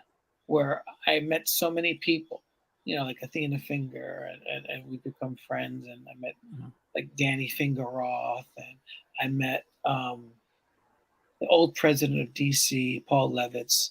Mhm. I met so many people, Jim Salicrup, so many people that Yeah. really had a positive effect on my life. Yeah. They're all great people. And Everyone. they're all good people. I've never met Paul, but he's So, someone on my list. well, he made it possible for me to bring the spirit back to the Bronx. Oh, really? He was very instrumental in making that show happen. He Wow. introduced me to the Eisner family. Hmm. Um, you know, I talk to them from time to time, and talk to them. I mean, I met Dennis Kitchen through them. I met Hmm. so many different people that have been such a positive. Yeah. Um, so when I dog DC, I kind of dog like the institution, but I love Hmm. the characters. I love the Marvel characters, but there is that gnawing bit there, like it's just burn it all. It's like, but but I mean, honestly, I've been very blessed as a person. I have a really good Hmm. support network of my family, um, and that's why I keep doing comics. Comic books Yeah. are not profitable. You're not going to get rich doing comic books. I'm not going to get Yeah. rich on this Kickstarter. I'm not going to get that ISM $2 million. Oh, the new one, right? Paul, what's his name? Not Paul. Eric July. Yeah, July. Eric I'm not July. going to get that. You're not gonna be Eric July. It's a labor of love. I do it Yeah. because I love it. And that's the thing. Like, well, hold on. I want to hear. I just want to get to a couple of comments, but Go um, for it. Yeah, don't uh, ignore them. They're listening in. They're listening first to of all, our bullshit Dylan there. says Superman as his favorite character. Um, Very cool. And I'm a big Superman fan too. I mean, for me, it's Superman. This isn't in any order: Superman, Doctor Fate, Green Lantern, Nightwing, and I'd probably say Etrigan the Demon as my other choice. It looks like Ray is frozen, but it says I hear a lot of pain. Oh no, okay. Pain in your past. I want you to know that I really hope that the future looks bright and sees you. And seems that you have hope. That's what the industry, that's what us as Okay. artists we have to have. Now, Mhm. I love comics. I've said this, and since you It haven't makes us been feel listening stronger. long, or because I've been doing this show since the pandemic's been going on, I've been on hiatus due to health issues. This is my first show back. But during the time that I've been on a hiatus, I've been reading comics, and I Mhm. haven't been happy with a lot of, well, obviously a lot of people are very upset with the mainstream books. I've been reading more independent books, which I've been doing for years anyway, but Yeah. I'm not happy with the industry that it's kind of turned me off from making comics. And like you said, comics are not profitable. But Not at all. you know what? My true passion is, and this goes to the other question that, and I don't know how to pronounce your name, but just I DQFPV. think that's Daquan. I think it's Daquan. He's a cool dude. Okay. I may be, Um, but I think it is. all right. Yeah. But I my like getting back to my favorite thing to draw. I like to draw silly. That's the only thing I want to say. Silly. It doesn't matter what it is. I like to bring humor into my work. My influences are things like Mad Magazine and Looney Tunes and Hanna-Barbera and all that stuff. And I'm moving back to animation. What's And this guy says, Ray, you're telling stories that nobody cares about. Maybe it's not Daquan. I don't know. yeah. I'm sorry, I ignored that comment because I didn't want to be rude to you, but yeah, that's the thing. It's yes, it's not Daquan. Somebody else. Ignore me right now. Does not all look right, no, like you just guys that came across you guys randomly telling you that. just Ray, certain comments should not be read aloud right I now. understand. I I'm love not. them. Bring them on. No, I don't want to. I'm not here to knock people. No, it's fine. but Sorry about it's- that DQ FPV. I'm But sorry. that's the thing. I like to, but I'm moving No back more disrespect to intended. what? No What'd you say? disrespect Yeah. intended.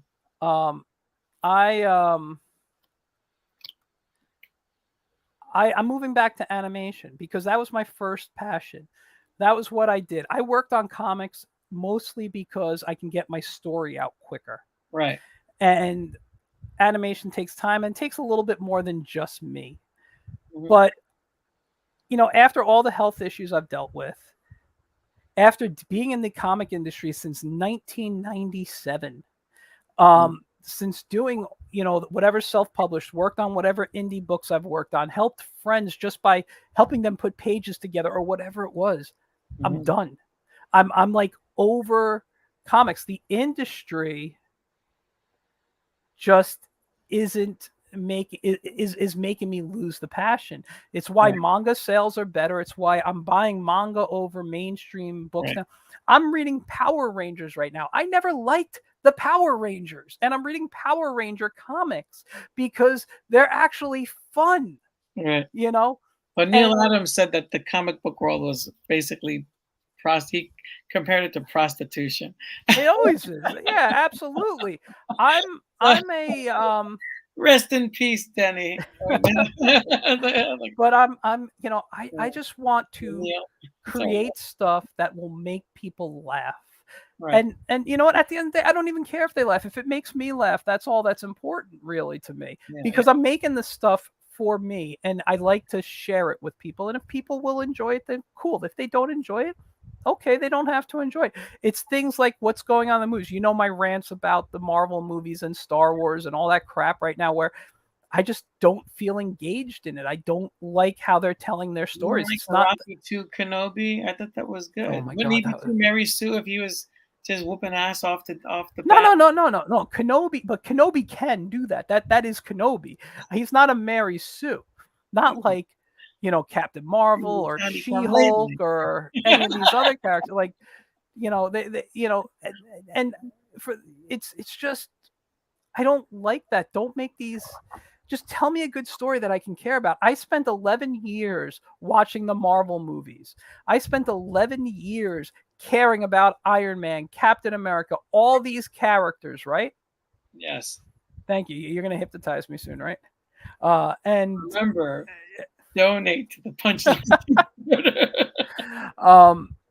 And I spent years, and when you watch Endgame and Tony snaps his finger and dies, and after the funeral when his hologram says to the screen, it's not just to his daughter, it's to all of us, and he says, "I love you 3000." You tear up or you choke up, whatever it is. And when Steve, I got a problem with that. You want to know why? Why? Because Doctor Strange gets his time stone back. Why didn't he just reverse Tony's death? It was the whole fixed thing he talked about. Things had to happen a certain way. Just like they reversed Vision and then killed him again. But that was Thanos. That wasn't. Maybe he could have done it. He had the time stone. He could have. Why didn't he put Thanos in an infinite loop like he did the what's his name, Dormammu? He didn't even use his stone against him. He could have trapped him forever. Well, you know what? Then they wouldn't have the movies. That's all I can say. But but that's the thing. Like, I spent 11 years caring, and at the end of Endgame, when Steve finally dances with Peggy, like his whole life was for that moment, and you knew he finally got to be with the woman that he loved. There is a choke up moment or a tear jerking moment depending on how you react, but you get the feels from it. Then they start doing all these. Ranko had him lulling over Bucky, if you remember. I don't remember. that one. But but now they're creating stories where they're going for the jokes, and they're not even like good jokes. They're just horrible. toning their characters down Did you so see that that they're Thor movie? What a trash. which one, Thor? I haven't Yeah. seen that yet. Love and It's coming out on Disney Plus on September 8th. I plan to watch it, maybe not on Disney September Plus. 8th, but I will watch it. And you know what? That movie hasn't been out of theaters that long when you think about it. So you know it wasn't really a good movie to be popping up on Disney Plus kind of quick. But, you know, I don't care about the Loki show. I don't care about the Moon Knight show. Mhm. She-Hulk, the first episode, I did not like, you know, and we're not going to go lecture into it again and whatever, but they were just, you're not creating characters that are relatable, that we can connect with, and that we Dylan can likes Power Rangers. care about. Listen, certain people love them. I'm loving the comics now, but I was never a fan of the show. You know, I like the look of the show, but I thought it was corny. But yeah, I couldn't get into it. I like Kamen Rider though. Yeah, but also, you know, when the Power Rangers came out here in America, Mhm. you know, I was in 10th grade, which means you were a senior in high school. We weren't watching shows like that. We saw them and we're like, God, this is dumb. Yeah. You know, that was the thing. If I I was like in 5th grade or something, I might have thought, wow, this is really cool, you know, but that's. I started watching Kamen Rider, Sailor Moon, and Beast Wars because they aired them at 5 o'clock in the morning on Channel 9. And that was the time I woke up to get dressed for work. I watched all three, Yeah. and I will say this, as 5 a or 6 o'clock big as in a the Transformers fan I am, I did not like Beast Wars. What? And I will tell you why. This is Making a Beast always Wars movie, don't you know that? this is my issue with 3D TV shows. I know. I just saw the comment. I can't click. I was going to post that first. Hold on. Let me just put that up. Post that. I like that. I can't click away for some reason. I don't know anything about you. How old are you, DQ? And what's your real name, if you don't mind us asking? But here's the thing. Like anything, and they did this with the Green Lantern cartoon that they had a few years back, which I will say I accepted it for the Green Lantern cartoon. But it didn't work with Beware the Batman. The problem is, what happens is they spend too much time focusing on the character of who the main characters and the couple of supporting characters they need, that the backgrounds are always so empty. And I'm like, you're taking away now, like with Beast Wars, it was basically just a green background, like flat land. There weren't even trees and rocks populated. It was high tech back in the day. Yeah, but give me a little background. The reboot was like prime cartoon. A reboot wasn't bad, but like I'm talking Transformers. Then you look at the Green Lantern one. He's in outer space. I accept he's in outer space. So you're not going to see stuff. You're just going to put a background of stars and maybe a comet passing by or something. But when you have Beware the Batman that came out, it's Batman fighting someone in empty Gotham City. Like no one walks Gotham City. That's too much animation. It's too much work. That's the problem with 3D cartoons. Yeah. I can handle them as movies, but I can't handle because they invest in that, but they don't invest it into the TV series. That's why when it comes to television animation or streaming animation, I want 2D. MTV. I just want 2D animation. Well, that's why I started learning Toon Boom and messing with that because it's 2D. Yeah. I saw F is for Family with Bill Barr, and I thought it was so great. I was like, I need to do that. You know, there was a lot of animators I spoke with when that came out that were offended by it because the cursing and all this stuff, and like, who would animate that? It's not a good family. That's what we grew up with. At least me. That's my childhood. But you know what? You know, I grew up. I was born in '76. I grew up. Like my father was not like that. You know, a lot of different, but I knew people who had parents like that. And even though this is supposed to take place in the 70s, I was more of an 80s child, and I still saw stuff like it wasn't like a big change in stuff. Break out the cardboard box and do like breakdancing and stuff. Oh my God! I didn't breakdance, but yeah, others did. It was we had a very interesting thing, and the show was very relatable, and I just finished season 5 a few months ago. Like my wife and I stopped watching it for a while, and then we're like, why did we stop watching? And I'm a big Bill Burr fan. I think he's one of the funniest comedians Oh, out he's there right now. hilarious. And I want to be a stand-up comedian. Fuck comics. I want to be a comic. I'm just kidding. That's my. I studied stand-up comedy. I actually took a couple of classes, and my problem was I was shy. Comedy. I was I was very shy for a long time, talking in public, and then I started teaching, and I had to get up in front of a crowd, and now I don't have an urge to do stand-up comedy, but I'm not afraid to get up in front of people. You know, so I just want to say hi to Dustin, who is DQFP. Yeah, it stands for Don't Quick. What's that? Don't Quick First Person View. I fly drones, and I'm trying hard to start a drone company. That's awesome. I actually know a couple of people who can use you for the Punchline movie who do that. No, Ray, you keep his information.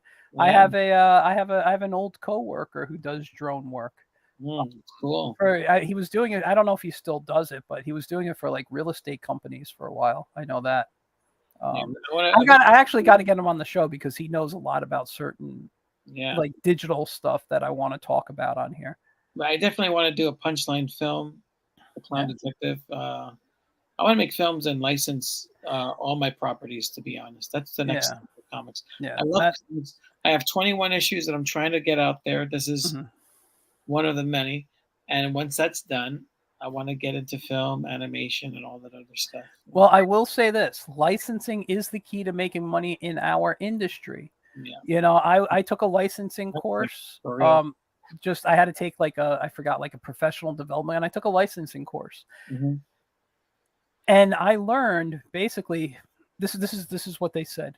And I'm really making it short and to the point. But basically, if you can create an image that appears on a coffee mug and you get it into, say, Target, you never need to work for the rest of your life again, because Target is so worldwide. It's going to go out to it'll start maybe in 1 or 2 stores, but eventually it'll move into worldwide, and you're just living on royalties on that.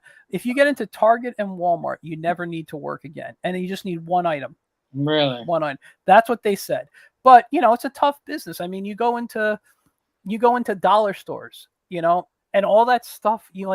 I see this every year. I'll go into a dollar store and it has all like the Christmas holiday gift bags and the cards. And I'm like, why am I talking to companies about putting my work on this stuff? Look at this. How many dollar stores buy? Dollar store. It's called. I have heard of that, and I want to. Line. They're pretty cool. Yeah, I want to check it out. Like G.I. Joe. Our mutual friend Mike Lopez did a video on it. I don't know if you saw that. I think it was on Instagram. Him and his son were talking about it and showing the figures and things. It's I mean, I want to pick it up when I see it again. I haven't. I mean, not again. I haven't seen it, but I do want to check. I didn't mean to plug that, but yeah. No. Really it's trying to plug Punchline. Yeah. But whenever I like something, I don't mind talking about it. Yeah, I'm the same way. They're really good. They're a really good book. I'll even say who is it? It's written by Toby Osborne and penciled and inked by Chris Moranin. I don't know. I'm not there to see it. And inking by Luis Rivera. Pretty cool. Anyway, onward. Well, thank you so much for having me on. Yeah, we got to totally. What do we got here? Because thank you guys for sticking it out. We got to wrap this up because it's 2 hours. We're going to the second hour. And I know. And my oxtails in the oven. I hope I didn't overcook it. You know, you could have told me you need a break. You need a moment to take food out of the oven so you don't burn your house down. It's okay. I had it on a low temperature. Low temp. You could have told your teenager, hey, why don't you take food out of the oven? You just stick him in the oven. Thank you. Live on the air. Dream Big says hi. Hi, Dream Yes, Big. hi. And we're ending now. I'm sorry you're tuning in now. Or maybe you've been watching the whole time. I don't know. We've had quite a few viewers at different times. But I want to thank everybody who's tuned in tonight. It was my first night back since June doing this show, and I am sound like the thrilled. Godfather anymore. Yeah, I'm not as bad. I still have the raspiness. I'm hopefully in a few months I'll be back to normal. They said this could take 6 months plus, and take a spoonful of honey every night. I'm diabetic.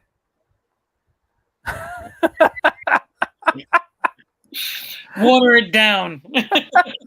Half a spoonful. Actually, when I first woke up with this, I was drinking hot water with honey, There but you go. but Hot I water was with honey. but I was having a little blood sugar issue at the time. Have some lemon. Have some lemon. Drink a little lemon lemon and water every day. It'll Don't worry, I got my rituals, but You're a garlic necklace when you sleep. dude, I love. Oh my god, I could eat garlic so much. Like, I want to go out, buy like the chunks of garlic. You know, She says, bye. Okay, come on. What happened, Big Dream? her dream was to watch us, but now we're done. We're ending. We're wrapping up. So she has to watch us in playback later. He says, hey, Dylan. He says, Dylan says, hey, Ray, watch my video when it's done. Yeah, I will. Yeah, when it's done, let us know. I mean, I'm going to be streaming the whole time. When the time is right, just let us know and we'll watch. Yeah. But yeah, man, we need to wrap this. We need to wrap this up. I mean, I don't have to rush for God morning bless work like I used to. Take care. Thank you for tuning in. Yeah. And please, if you like clowns, which most people don't, but if you like more detective stories, you got Punchline, the real Punchline. All right, Clown Detective, really great story.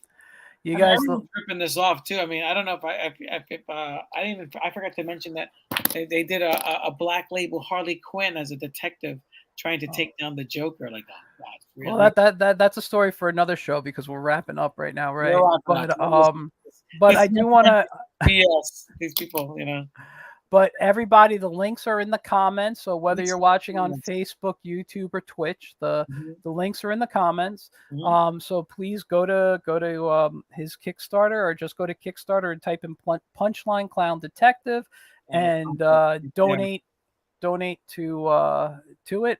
Or actually, no, I don't like the word donate. Back it and get an awesome reward. Donate, back it. Okay. We're looking for you know. We're looking for one of these, you know, one of these. Yeah. So Ray, I'm going to drop you backstage. I'm just going to do a quick wrap up. Thank you, everyone. Take care. God bless. Right. Thank you for coming on. Good night. All right. Thanks. All right, everyone. Thank you for tuning in again. I had a great time. Always fun chatting with Ray. One of my favorite people to hang out and talk with. But you know, like I said, it's my first night back since June. I forgot what June 7th was my last show, I think. So it felt great to be back. Felt great to be back on the air.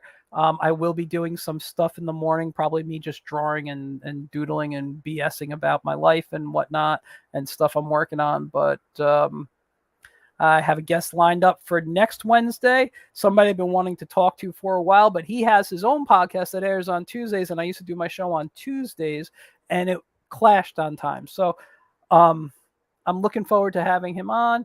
We will be talking about the projects he's working on, getting tunes back. I got a lot of fun stuff planned, and you know, you guys, just thank you for tuning in. I appreciate everybody who watches. Watch it now. Watch it on reruns. Share with your friends. Please like, subscribe wherever you're watching from. You guys are awesome, and you know, I'll see you later. Bye, guys.